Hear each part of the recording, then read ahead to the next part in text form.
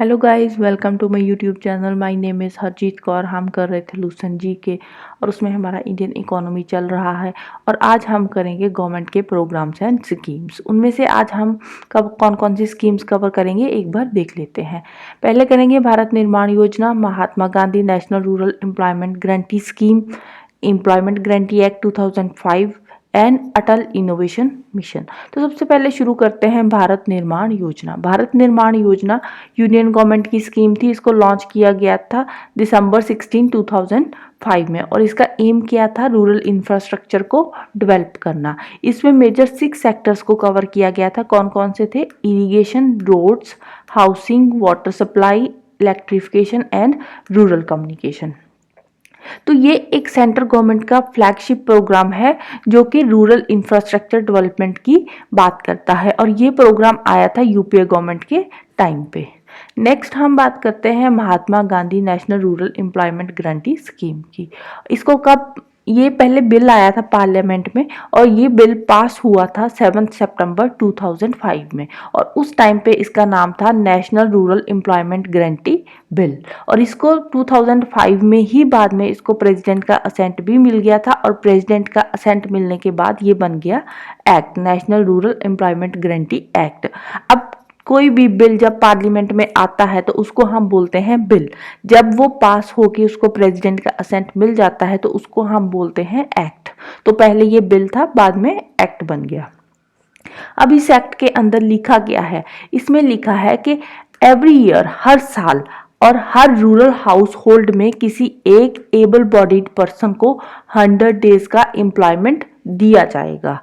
Able bodied person कौन होता है? कोई भी पर्सन जो कि मेंटली और फिजिकली फिट हो, उसको एक साल में हर साल 100 डेज का एम्प्लॉयमेंट दिया जाएगा। और ये एक्ट फोर्स में कब आया था? ये फोर्स में आया था 2 फरवरी 2006 में। इनिशियली इसको 200 डिस्ट्रिक्ट्स में इन्फोर्स किया गया था।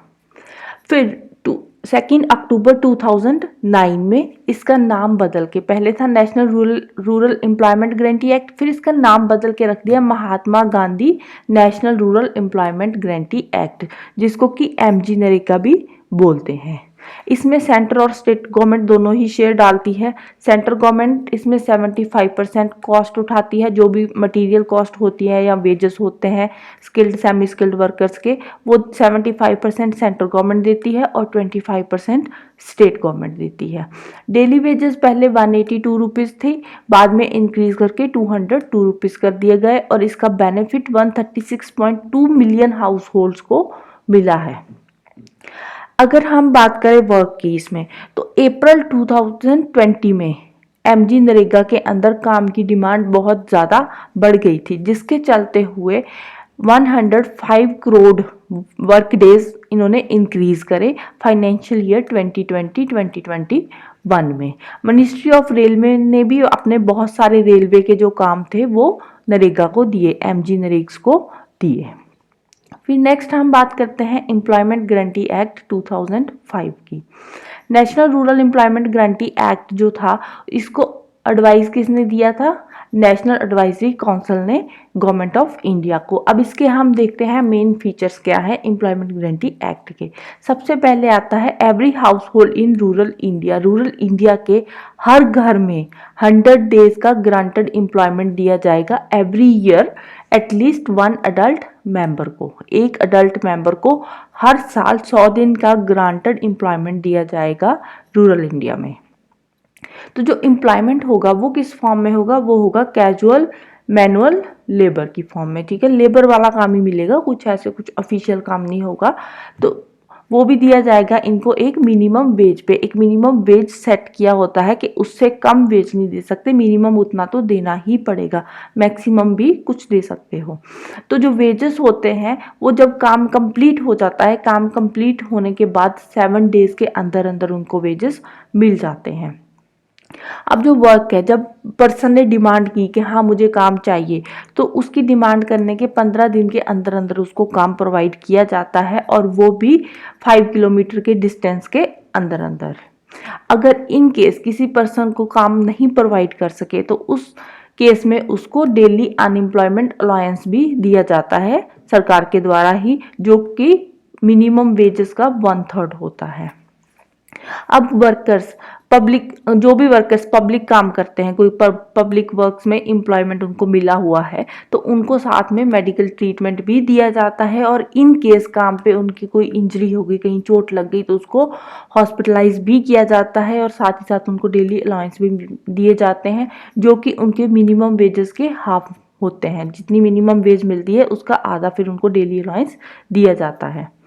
इन केस किसी वर्कर की डेथ हो गई या डिसेबल हो गया काम करते टाइम, ठीक है, तो उसके जो लीगल हायर्स होते हैं, लीगल हायर्स कौन होते हैं, उसके पेरेंट्स भी हो सकते हैं, उसकी फैमिली भी हो सकती है, मतलब कि उसकी वाइफ हो गई, उसके बच्चे हो गए, तो उनको एक्स ग्रेशिया पेमेंट भी दिया जाता है as per the provisions of workman compensation act.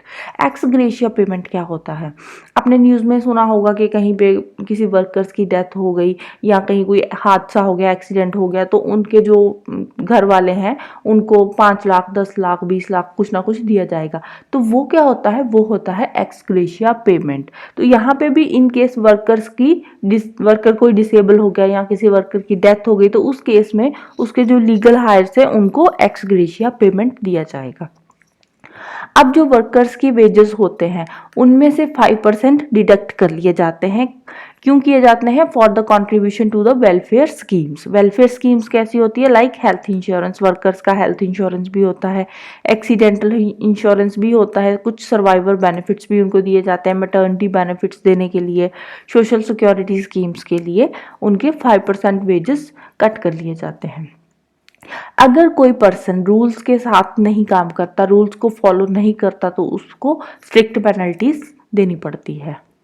अब स्कीम की ट्रांसपेरेंसी एंड अकाउंटेबिलिटी के लिए, कि स्कीम ट्रांसपेरेंट पूरा काम करे और अकाउंटेबल भी हो सारे काउंट्स के लिए, कोई करप्शन ना हो, उसके लिए गवर्नमेंट ने क्या किया है, इस स्कीम को पब्लिक स्क्रूटनी के लिए अवेलेबल कर दिया। इसमें पब्लिक स्क्रूटनी भी हो सकती है। अगर हम डिस्ट्रिक्ट लेवल पे बात करें तो डिस्ट्रिक्ट लेवल पे इस प्रोग्राम के लिए कौन रिस्पॉन्सिबल रहता है? डिस्ट्रिक्ट कलेक्टर या फिर चीफ एग्जीक्यूटिव ऑफिसर, ठीक है। तो अगर हम ग्राम पंचायत की बात करें तो ग्राम पंचायत के लेवल पे ग्राम सभा मॉनिटर करती है सारा ग्राम पंचायत का काम। कैसे मॉनिटर करती है? By way of social audit. Social audit करके ग्राम सभा ग्राम पंचायत का काम मॉनिटर करेगी। फिर नेक्स्ट आती है अटल इनोवेशन मिशन, जिसको एम भी बोलते हैं। ये गवर्नमेंट का फ्लैगशिप प्रोग्राम है, सेंट्रल गवर्नमेंट ने शुरू किया था और इसको सेटअप किया गया था नीति आयोग के द्वारा to promote innovation and entrepreneurship across the country. अब ये जो एम है ना, अटल इनोवेशन मिशन, ये एक अम्ब्रेला ऑर्गेनाइजेशन है, अम्ब्रेला इनोवेशन ऑर्गेनाइजेशन। इसका मतलब क्या होता है? इसका मतलब है कि इस ऑर्गेनाइजेशन के अंदर और बहुत सारी छोटी छोटी ऑर्गेनाइजेशंस काम कर रही है, ठीक है। तो ये एक इंस्ट्रूमेंटल रोल प्ले करती है किसके लिए? For the innovation policies between centre, state and sectoral innovation. तो ये अलग अलग लेवल पे काम करती है और जो काम करती है उस पे वो एक ऐसा इकोसिस्टम बना लेती है कि जहाँ पे इनोवेशन एंड एंटरप्रेन्योरशिप की बात हो। इनोवेशन एंड एंटरप्रेन्योरशिप का एक इकोसिस्टम सा इस्टेब्लिश कर दिया जाता है। फिर आई थी प्रधानमंत्री रोजगार योजना। प्रधानमंत्री रोजगार योजना शुरू करी गई थी 2 अक्टूबर 1993 को। अब ये किस लिए लाई गई प्रधानमंत्री रोजगार योजना? ये लाई गई थी फॉर एजुकेटेड अनएम्प्लॉयड यूथ। अब जो यूथ है, ठीक है, पढ़ा लिखा तो है बट पढ़ने लिखने के बाद भी उनको नौकरियां नहीं मिल रही, वो अभी भी अनएम्प्लॉयड है। इनिशियली इसको अर्बन एरियाज में लाया गया था। हमने पढ़ा था ना कि अर्बन एरियाज में अनएम्प्लॉयमेंट के जब हमने टाइप्स पढ़े थे तो उस टाइम पे हमने पढ़ा था कि अर्बन एरियाज में एजुकेटेड अनएम्प्लॉयमेंट बहुत ज़्यादा है। तो इसलिए 93 में अर्बन एरियाज में प्रधानमंत्री रोजगार योजना को लाया गया था फॉर एजुकेटेड अनएम्प्लॉयमेंट यूथ।